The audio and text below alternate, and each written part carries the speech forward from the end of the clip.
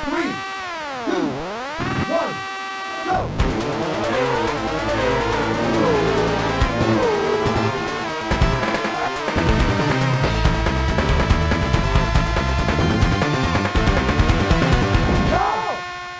Virtua Racing Deluxe is an update to the arcade original and launched with Sega's 32x in November of 1994.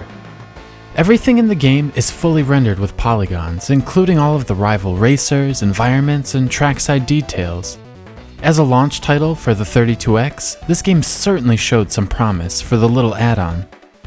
More impressively, for such an early 3D console title, is the frame rate.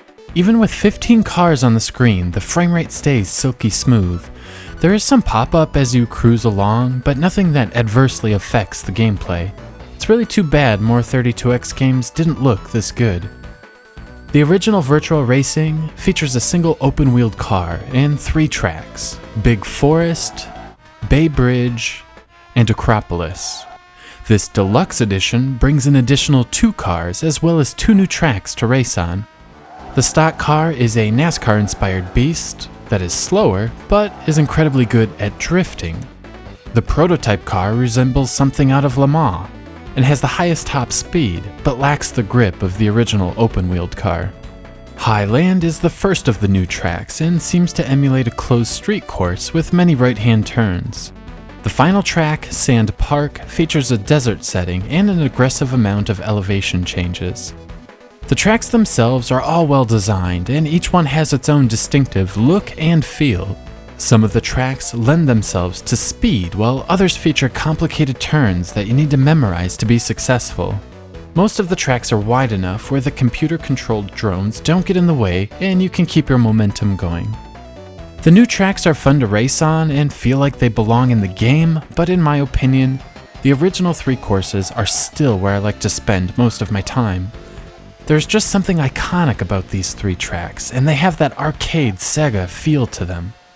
After selecting your race car and a track, you get to race against 15 computer-controlled opponents. This is where Virtua Racing Deluxe really shines. The controls in the game are very responsive and work well with the Genesis controller. The excellent controls make weaving through traffic a blast. To be successful at Virtua Racing Deluxe, you need to brake before turns, hit the apex, and accelerate out.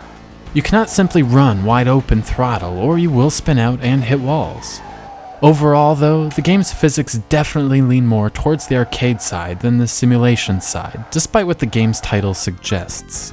If you manage to win the race, the menu screen will show a little trophy next to the track. The game is incredibly challenging though, and I don't actually believe I've finished first on each track on the normal difficulty.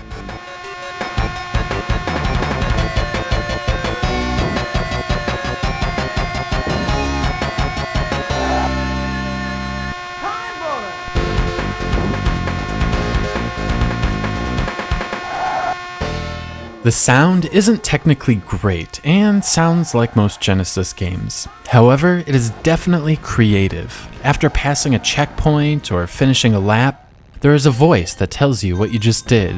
Each cheesy expression is then followed up with a fast-paced jingle.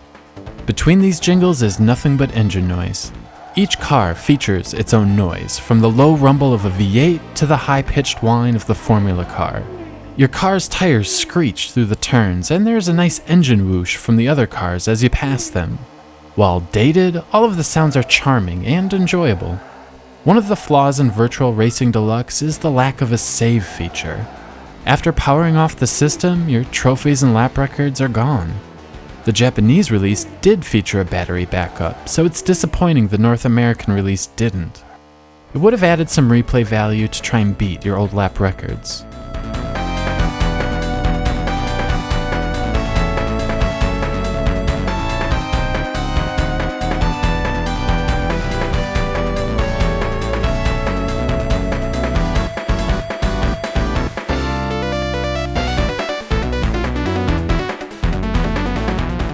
The most important aspect of Virtua Racing Deluxe is just how fun it is. It's really hard to explain how this game feels, but it's unlike any other racer I've ever played.